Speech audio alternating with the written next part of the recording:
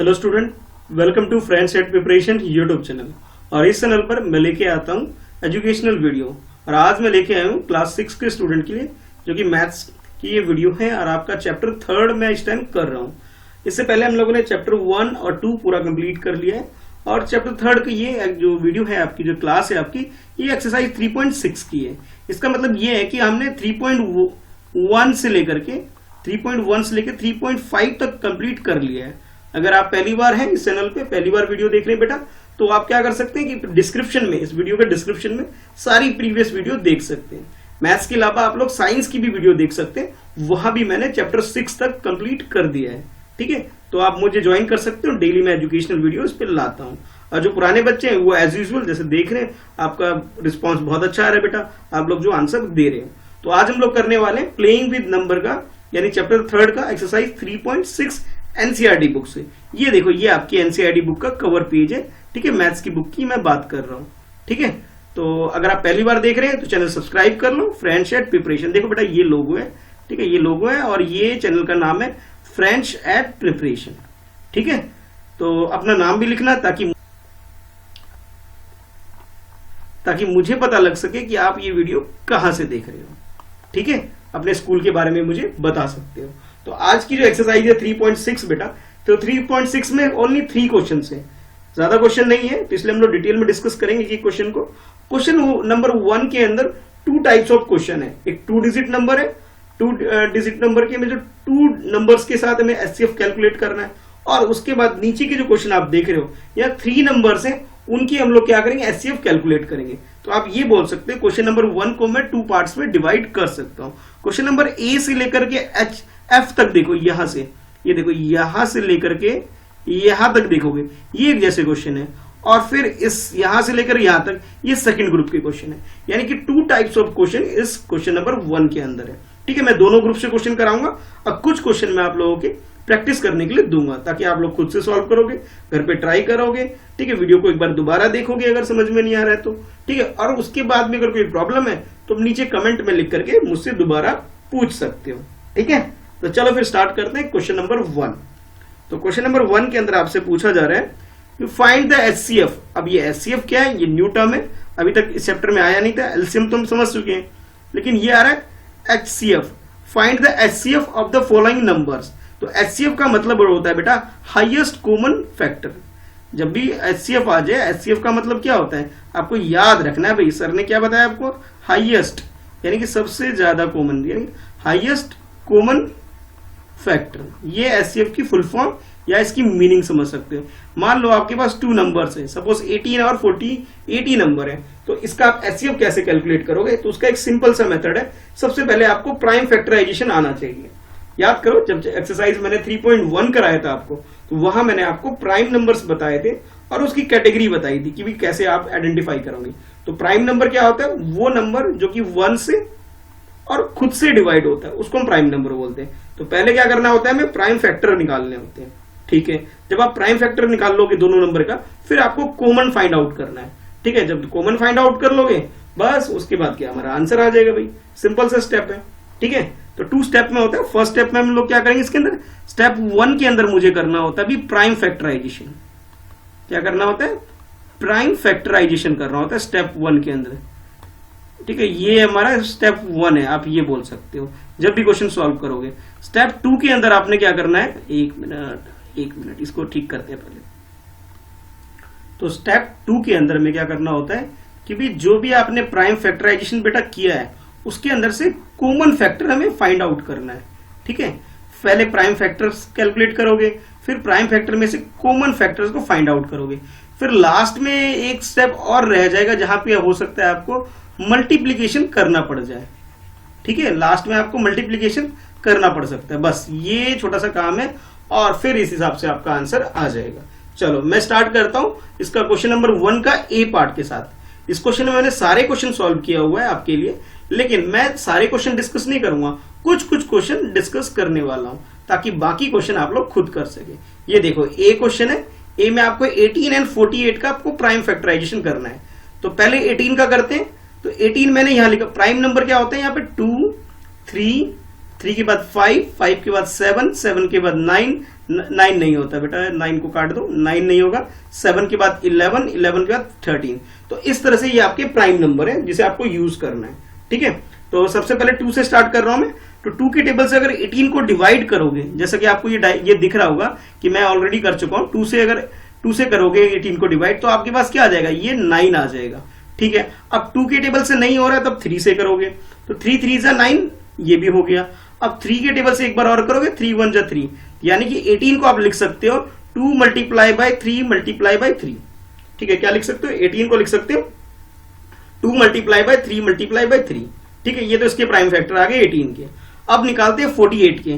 तो 48 में भी मैं स्टार्ट किससे करूंगा, तो जैसे मैंने आपको बताया था कि भाई प्राइम फैक्टराइजेशन में प्राइम नंबर से स्टार्ट करते हैं फैक्टराइजेशन करना, ठीक है। तो ये जो नंबर है पहले 2 से करेंगे, अगर 2 से नहीं हुआ तो 3 पे जाएंगे और इस तरह हम आगे बढ़ते जाएंगे। तो पहले मैंने 2 से करता, 2 से करूंगा 48 को डिवाइड तो 24 आ जाएगा। अब 2 से दोबारा डिवाइड कर रहा हूं, देखो 24 को 12 आ जाएगा, 2 1 जा 2 और 2 2 जा 4 हो गया। अब 2 से फिर से करता हूं, ठीक है, 2 6 से 12 आ गया, लो भी आंसर आ गया। उसके बाद फिर 2 से करूंगा, 2 3 जा 6 हो गया, यानी कि 3 आ गया। अब 2 से तो नहीं हो पाएगा 3, तो इसलिए मैंने क्या किया, 3 के टेबल से किया, 3 1 जा 3, ठीक है। तो हमारे पास जो 48 का जो आ गया, हमारे पास जो फैक्टर आ गए वो आ गए 2 multiply by 2 multiply by 2 multiply by 2 और लास्ट में 3 है। चलो, फर्स्ट स्टेप में था कि हमें फैक्टराइजेशन करना था, हमने कर दिया फैक्टराइजेशन। नेक्स्ट स्टेप में हमें क्या करना है, नेक्स्ट स्टेप में हमें कॉमन फाइंड आउट करना है। कॉमन का मतलब होता है कि जो दोनों नंबर के अंदर आए, दोनों केस में आए, यानी 18 केस में भी आना चाहिए और 18 के साथ साथ इसके अंदर 48 में भी आना चाहिए। तो जैसे आप देख रहे हो 2 दोनों के पास है, 18 के पास भी 2 है और 18 के अलावा ये देखो 2 18 के पास भी है और ये वाला 2 48 के पास है। तो भाई ये वाला 2 यहां आ गया, ठीक है। अब नेक्स्ट देख लेते हैं, नेक्स्ट इसके पास क्या है, 3 है। 3 भाई यहाँ पे है, हाँ भाई बिल्कुल यहाँ पर है। और क्या इस लाइन में 3 है, बिल्कुल ये रहा 3, तो ये उठा के 3 मैंने यहां लिख दिया। अच्छा, अब इसके पास एक और 3 है इसके पास, लेकिन इसके पास नहीं है। 18 में तो 3 आ रहा है बट 48 में एक और 3 रिपीट नहीं हो रहा है, तो मैंने 3 को नहीं लिया यहाँ पे। अब देखो 48 में 2 दोबारा रिपीट हो रहा है, फिर से रिपीट हो रहा है और फिर से रिपीट हो रहा है, लेकिन 18 के पास 2 नहीं है, इसलिए मैंने यहां नहीं लिखा। तो फर्स्ट स्टेप में हमने क्या किया, स्टेप 1 में हमने क्या किया, प्राइम फैक्टराइजेशन किया। स्टेप 2 में मैं क्या कर रहा हूं, ये एक सर्कल बना रहा हूं कॉमन, जो भी 2 2 कॉमन 3 3 कॉमन, और इसे यहां लिख देंगे। क्या लिखोगे, HCF मतलब हाईएस्ट कॉमन फैक्टर, और उसके बाद 2 लिखा, 2 के बाद 3 लिखा, जो कॉमन आ रहा था ये 3 जो सर्कल बनाया मैंने, और दोनों को मल्टीप्लाई कर दो। जब मल्टीप्लाई करोगे तो क्या आएगा आंसर, 6 आ गया। तो फिर लिख सकते हो therefore the HCF of 18 and 48, किसका HCF, 18 एंड 48 का जो HCF आया वो कितना आ गया, 6 आ गया। बस इतना सा क्वेश्चन था। Step 1 prime factorization, step 2 common find out करना है, और स्टेप 3 कैलकुलेशन करना है। आपने 2 और 3 को मल्टीप्लाई किया, ये आपकी कैलकुलेशन हो गई, तो आंसर क्या है, 6 आ गया। तो इसी तरह आपको बाकी पार्ट जो है ऐसे ही आपको करना है। देखो मैंने ये सेकंड पार्ट भी किया हुआ है, 30 एंड बी पार्ट 30 एंड 42 के लिए भी किया हुआ है। ये देखो 30 का मैंने प्राइम फैक्टराइजेशन किया, ये देखो ये रहा, और नीचे मैंने 42 का प्राइम फैक्टराइजेशन किया है। तो जो भी आ गया यहाँ पे और यहाँ पे मैंने क्या किया, इसे इधर लिख दिया, एज इट इज लिख दिया है। अब इन दोनों के बीच में अगर आप कॉमन देखोगे तो यहाँ भी 2 है, यहाँ भी 2 है, ठीक है भाई, ये 2 इधर आ गया। अब इधर भी 3 है और इधर भी 3 है, तो ये 3 आ गया। 5 यहाँ पर तो है बट यहाँ पे 5 नहीं है, 7 यहाँ पर है बट 7 यहाँ पे नहीं है। तो कहने का मतलब है 5 दोनों के पास नहीं है, 7 भी दोनों के पास नहीं है, तो इसलिए दोनों कॉमन नहीं आएंगे। कॉमन का मतलब होता है जो दोनों के पास हो, ठीक है। तो हमारा जो आंसर आ जाएगा 2 मल्टीप्लाई बाई 3, इसका मतलब क्या हुआ, 6 आ गया। तो आप लिख सकते हो therefore the HCF of 30 and 42 का जो HCF आएगा वो क्या आ रहा है हमारा, 6 आ गया, ठीक है। तो क्वेश्चन 1 का ए पार्ट का आंसर भी 6 आ रहा है, बी पार्ट का भी आंसर हमारा 6 आ जा रहा है। चलो अब देखते हैं नेक्स्ट क्वेश्चन, इसके नेक्स्ट पार्ट को देखते हैं। तो नेक्स्ट पार्ट अगर आप देखोगे, यानी कि 2 नंबर्स का अगर HCF कैलकुलेट करना है, सिमिलरली ऐसे ही करना है आपको। जैसे मैंने ये देखो, इसका सी पार्ट 18 और 60 के लिए किया है, ठीक है। ये रहा 18 के लिए और ये रहा 60 के लिए, 18 और 60 का प्राइम फैक्टराइजेशन, और यहाँ पे मैंने इसे कैलकुलेट कर दिया है, ठीक है। यहाँ पे यानी कि ये वाला यहाँ पे आ गया, अच्छा, और ये जो यहाँ पे मैंने प्राइम फैक्टराइजेशन किया था इसे मैंने यहाँ लिख दिया, और उसके बाद इसे कॉमन निकालिए। 18 का 2 दोनों में कॉमन आ रहा है, फिर 3 यहाँ पे भी कॉमन आ रहा है, यहाँ पे भी कॉमन आ रहा है। कमाल हो गया भाई, 3 क्वेश्चन के आंसर हमारे क्या आ रहे हैं 3 पार्ट्स में, आंसर 6 आ रहा है भाई तीनों में, 2 into 3 आ रहा है। अच्छा, उसके बाद जो नेक्स्ट है आपके पास 27 और 63 का। चलो एक बार और मैं इस क्वेश्चन को करता हूं ताकि आपको ज्यादा क्लियर हो जाए, अगर किसी बच्चे को क्लियर नहीं हुआ तो पहले निकालते हैं 27 को। तो 27 के लिए क्या करोगे, 2 से डिवाइड करोगे पहले। तो 2 से तो कंप्लीटली डिवाइड ये नहीं हो पाएगा, जब भी 2 से कंप्लीटली डिवाइड नहीं हो रहा है हमारे से, तो हम लोग क्या कर रहे हैं 3 से कर रहे हैं। ये देखो ये रहा 3, तो 3 9 27 होता है, तो 3 9 लिख दिया मैंने। और इधर 3 के टेबल में 9 कितनी बार में आता है, 9 आता है 3 टाइम्स में, इसलिए मैंने यहाँ 3 लिख दिया। और फिर 3 1 3, तो ये आ गया 1 इधर आ गया, यानी कि जो प्राइम फैक्टर्स जो आपके पास आ गए वो क्या हुआ 27 का 3 मल्टीप्लाई बाय 3 मल्टीप्लाई बाय 3, यानी कि 3 टाइम्स 3 आ गया। अच्छा, अब देखते हैं नेक्स्ट नंबर। तो नेक्स्ट नंबर है आपके पास 64। तो 64 का भी देखो एज इट इज ऐसे ही करेंगे। ये रहा 64, पहले 2 से करोगे नहीं हो रहा, डिवाइड होगा, फिर 3 से करोगे, 3 2 6, 3 1 3 हो गया, अभी 21 आ गया। अब 3 के टेबल को दोबारा करते हैं, तो 3 7 21 होता है, तो 7 यहां आ गया, ठीक है। 7 देखो ये आ रहा 7। अच्छा, और ये हमने 3 से कर दिया। अब 3 के टेबल से नहीं होगा, 4 से भी नहीं होगा, 4 तो वैसे भी प्राइम नंबर नहीं होता, तो 5 से करेंगे, तो 5 से भी नहीं होगा, तो ये डायरेक्ट किससे हो रहा है 7 से हो रहा है। तो 7 1 7, तो आपके पास क्या आ गया 3 into 3 into 7। ये देखो मैंने लिख दिया 3 into 3 into 7। अब दोनों के पास ये देखो 3 है, ये वाला भी 3 है, तो ये 3 यहां पे आ गया, ठीक है। नेक्स्ट अगेन 3 यहां पे भी है, 3 यहां पे भी है, तो ये 3 यहां पे आ गया। बट अब इसके पास तो 3 है, बट इसके पास 3 नहीं है। अब इसके पास तो 7 है, बट इसके पास 7 नहीं है, यानी कि रिपीट नहीं हो रहा दोनों के पास। तो आप ये कह सकते हो भाई जो ये कॉमन आ रहे उसको लिख लो, यानी कि 3 into 3 लिख लिया मैंने। और जब मल्टीप्लाई करूंगा 3 को 3 से, तो क्या आता है 9 आता है। तो 9 हमारा क्या हो गया HCF हो गया। तो लिख सकते हो देयरफॉर द HCF और 27 एंड 63 इज 9। तो 9 का और क्या नाम है 27 का और 63 का जो HCF आएगा वो आ गया आपके पास 9 आ गया। कैसे कैलकुलेट किया, फैक्टराइज करके कैलकुलेट किया हमने, ठीक है बेटा। तो नेक्स्ट पार्ट जैसे आप देखोगे 2-2 नंबर वाले जितने भी हैं 2-2 नंबर वाले वो सारे ऐसे ही होंगे, ठीक है। दोनों में प्राइम फैक्टराइजेशन किया हमने दोनों क्वेश्चन में, और फिर कॉमन से निकाल लिया। तो जैसे यहाँ पे देखो नेक्स्ट ई पार्ट देखो, ई पार्ट में भी आपके पास 2 नंबर है 36, ये रहा भाई 36 के लिए, ठीक है। उसके बाद 84 का बेटा ये रहा, यहाँ पे किया मैंने, और इस तरह आप निकाल सकते हो। नेक्स्ट 34, तो 34 के लिए देखो ये रहा, ये मैंने प्राइम फैक्टराइजेशन किया, और 102 का प्राइम फैक्टराइजेशन ये किया। तो इन दोनों क्वेश्चन के अंदर पहले प्राइम फैक्टराइजेशन किया, और जो भी प्राइम फैक्टराइजेशन करके आया, ठीक है, ये सारा उठा के मैंने यहां लिख दिया, और इनके बीच में एक कॉमन फाइंड आउट करेंगे और लिख लेंगे। बहुत इजी क्वेश्चन है। तो इसी तरह आपने क्या करना है, तो बाकी जो क्वेश्चन है खुद से करना है, ठीक है। मैं ऐसा करता हूं एक 3 नंबर वाला और करा देता हूं। देखो ये तो आप कर ही सकते हो 2 नंबर वाले, तो अब 3 नंबर वाला मैं एक क्वेश्चन और करा देता हूं ताकि आपको कॉन्सेप्ट क्लियर हो जाए कि जब 3 नंबर वाला है तब कैसे होगा। एक 70 है, देखो 70 है, पहले 70 का प्राइम फैक्टराइजेशन करूंगा, उसके बाद 70 के बाद, ठीक है, 70 के बाद मैं क्या करूंगा 105, तो 105 का प्राइम फैक्टराइजेशन करूंगा, उसके बाद 175, तो भाई 175 का मैं प्राइम फैक्टराइजेशन करूंगा। तो जब 70 का जब आप करोगे तो देखो अगर क्लियर नहीं दिख रहा है तो मैं एक बार मैं लिख भी देता हूं दोबारा से कि पहले क्या करोगे 2 से डिवाइड करोगे 70 को। ये देखो यहाँ पे ये मैंने यहाँ 2 लिखा है, अगर किसी बच्चे को नहीं दिख रहा है तो मैं बोल भी रहा हूं। 2 से डिवाइड करोगे तो 2 3 जा 6 और ये 1 आ गया और 0 1 0 यानी कि 10 हो गया। 2 5 जा 10 यानी कि यहाँ पे जो आ रहा है आपके 35 आ गया। अच्छा अब 5 के टेबल से करो, 5 7 जा 35, क्योंकि 2 के बाद 3 से डिवाइड नहीं हो रहा था इसलिए मैंने 5 से किया, तो 7 आ गया। अब 7 1 जा 7, तो यानी कि 70 को जब आप पूरा कंप्लीट करोगे तो ये आपके पास आ जाएगा 2 मल्टीप्लाई बाय 5 मल्टीप्लाई बाय 7, ठीक है। ये तो मैंने क्या किया 70 का प्राइम फैक्टराइजेशन कर दिया, ठीक है भाई। चलो अब करते हैं 105 यानी कि 105 का करते हैं। तो 2 से तो होगा नहीं 105, क्यों? क्योंकि 5 जो लास्ट डिजिट है वो ऑड नंबर है, तो ऑड नंबर वाले भाई 2 से डिवाइड नहीं होते। तो चलते हैं भाई अब 3 से करने के लिए भाई। तो देखो यहाँ पे अगर किसी बच्चे को नहीं दिख रहा है तो मैं एक बार लिख भी देता हूं भाई। ये मैंने सबसे पहले किससे किया है, यहाँ पे 3 से किया। ये देखो ये 3 है, तो 3 3 9 होता है, 1 आ जाएगा 10 में से 9 माइनस करोगे 1 आ जाएगा। तो 1 इधर से और 5 इधर से, 15 हो जाएगा।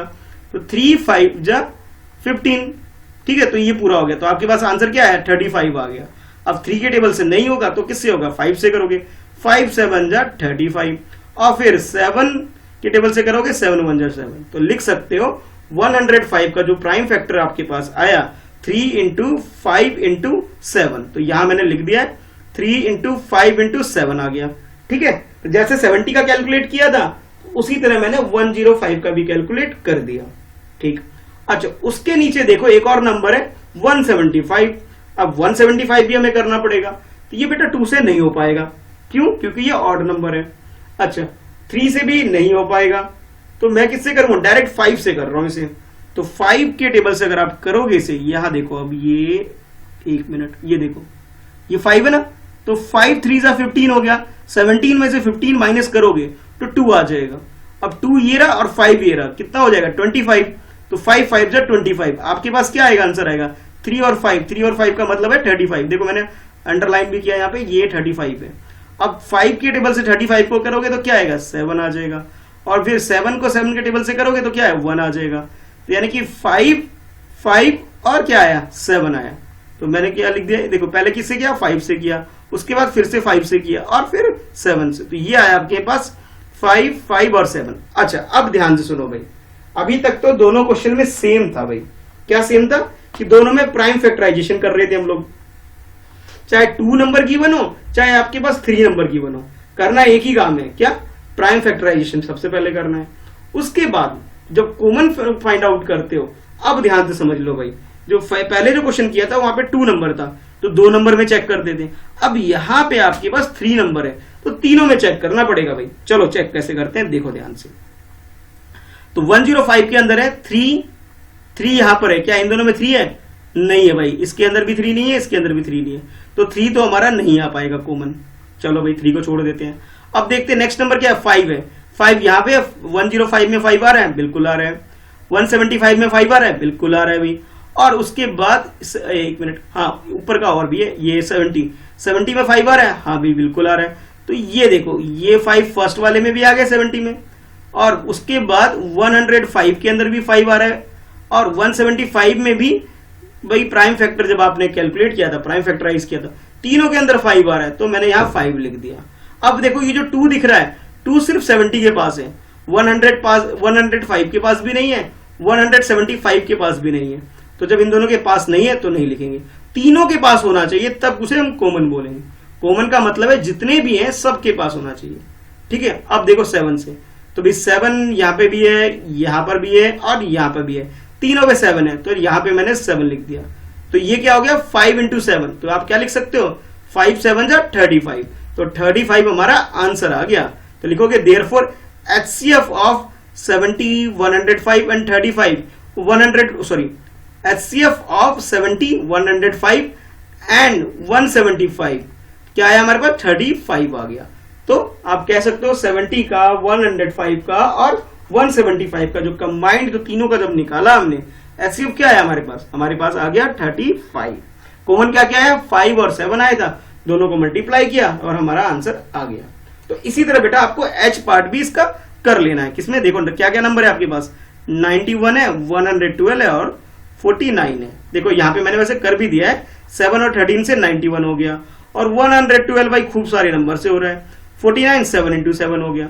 तो जैसा आप देखोगे, पहले जब प्राइम फैक्टराइज किया था 91 को, तो ये 7 और 13 आया था।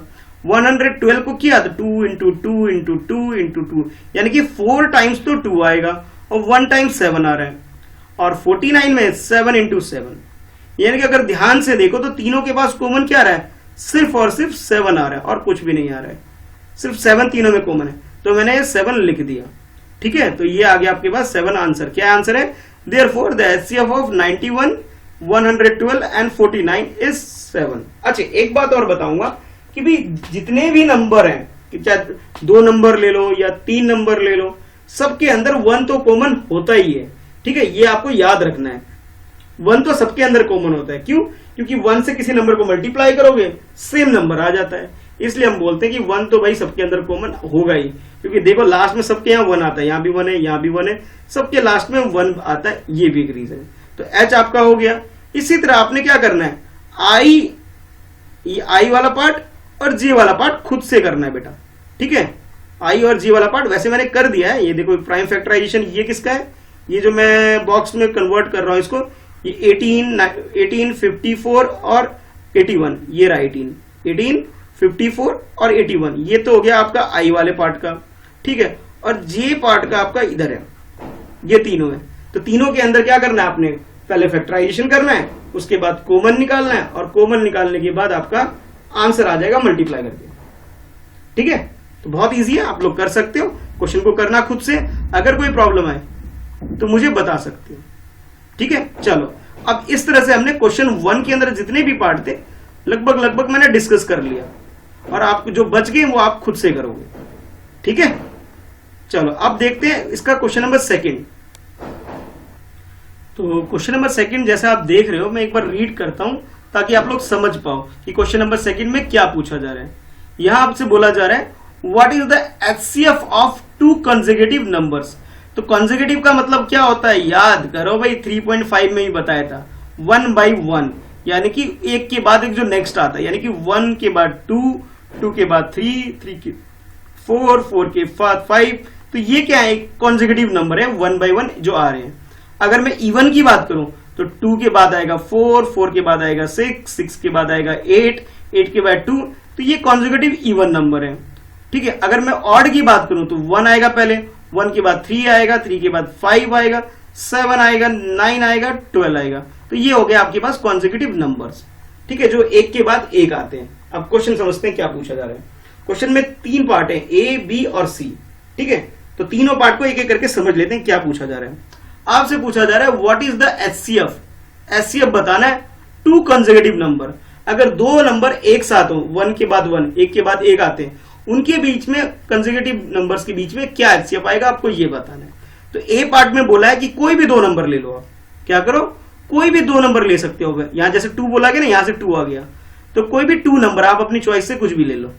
अच्छा, नेक्स्ट में आ गया 2 इवन नंबर्स होने चाहिए। पहले में तो कोई भी नंबर ले लो, नेक्स्ट में आपको इवन नंबर लेने हैं, और थर्ड यानी सी पार्ट में आपको ऑड नंबर लेने हैं। ये बात ध्यान में रखना है। तो जैसे मैं फर्स्ट पार्ट कर रहा हूं जिसके अंदर कोई भी नंबर, तो मैंने नंबर ले लेता हूं भाई, ऐसा करता हूं 2 और 3 ले लेता हूं। क्या ले लेता हूं, 2 और 3, ठीक है। तो the HCF of 2 consecutive number is 1। 1 कैसे आ रहा है, तो 3 को आप क्या लिख सकते हो, 3 को ज्यादा ज्यादा आप क्या लिख सकते हो, 3 into 1 लिख सकते हो। अगर मैं 2 को लिखने लग गया तो 2 को क्या लिख सकता हूं, 2 into 1 लिख सकता हूं। अच्छा, इन दोनों के बीच में HCF यानी कि कॉमन क्या आ रहा है, कॉमन भाई कुछ भी नहीं आ रहा, ना 2 आएगा ना 3 आएगा, क्या आएगा, सिर्फ 1 आएगा। तो ये लिख दिया मैंने 1, तो यहां पे भी मैंने लिखा HCF 1 आ गया, ठीक है। तो यानी कि 2 कंसेक्यूटिव नंबर है आपके पास, उनके बीच का जो कॉमन आएगा, कॉमन का मतलब है जो दोनों के पास होगा, सिर्फ 1 हो सकता है, कि 1 तो भाई सबके अंदर होता है, इसलिए 1 आ गया, ठीक है। ये हो गया हमारा फर्स्ट पार्ट। अब देखते हैं सेकंड पार्ट। तो सेकंड पार्ट में आपको बोला गया 2 इवन नंबर्स लेना है आपको। 2 कहां से, देखो ऊपर स्टेटमेंट लिखा ना 2, देखो इधर ये 2 लिखा हुआ है, यहां से 2 कंसेक्यूटिव हो गया, और इवन नंबर, तो इवन नंबर मैं ले लेता हूं 2 और 4 ले लेता हूं। सबसे पहला नंबर क्या आता है, 2 आता है इवन नंबर, नेक्स्ट क्या आता है, 4 आता है। तो ये दोनों ले लिया मैंने, 2 और 4 ले लिया।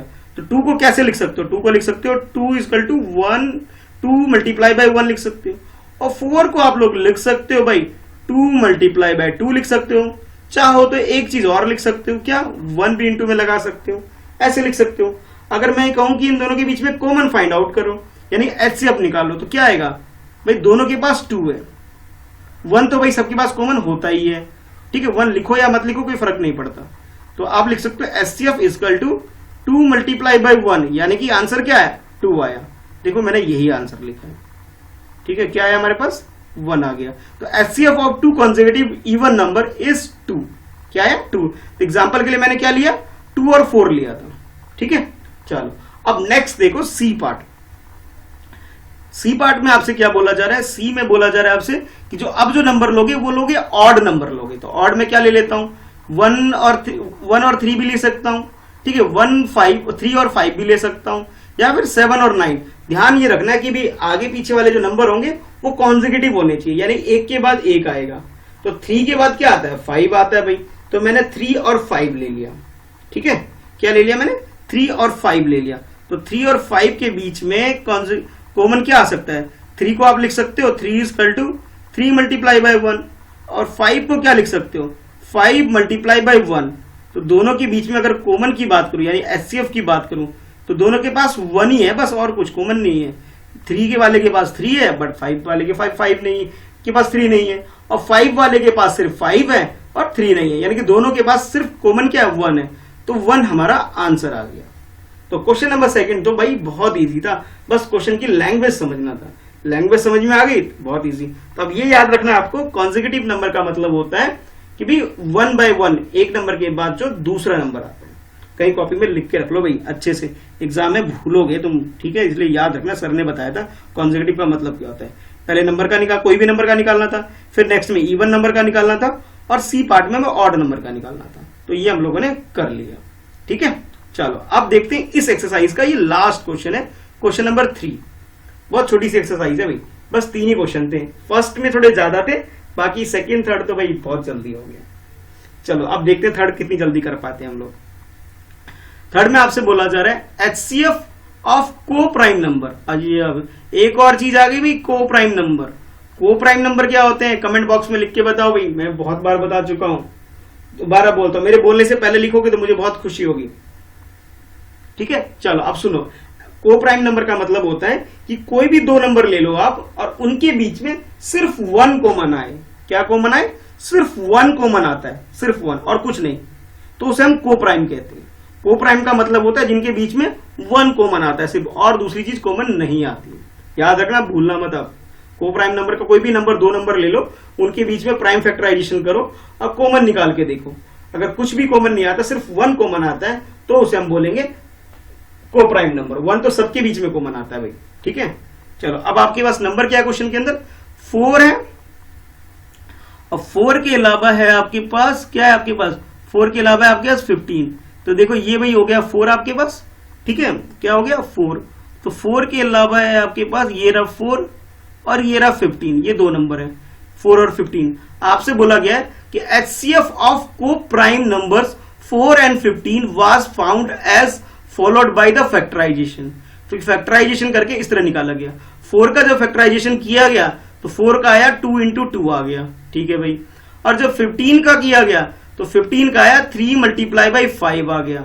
अच्छा अब आपसे बोला जा रहा है since there is no common, देखो 4 वाले में क्या आ रहा है आपके पास 2 into 2 आ रहा है, यानी कि इनके पास सिर्फ 2 आ रहे हैं, और 15 वाले के पास क्या आ रहा है 3 आ रहा है और 5 आ रहा है, ठीक है।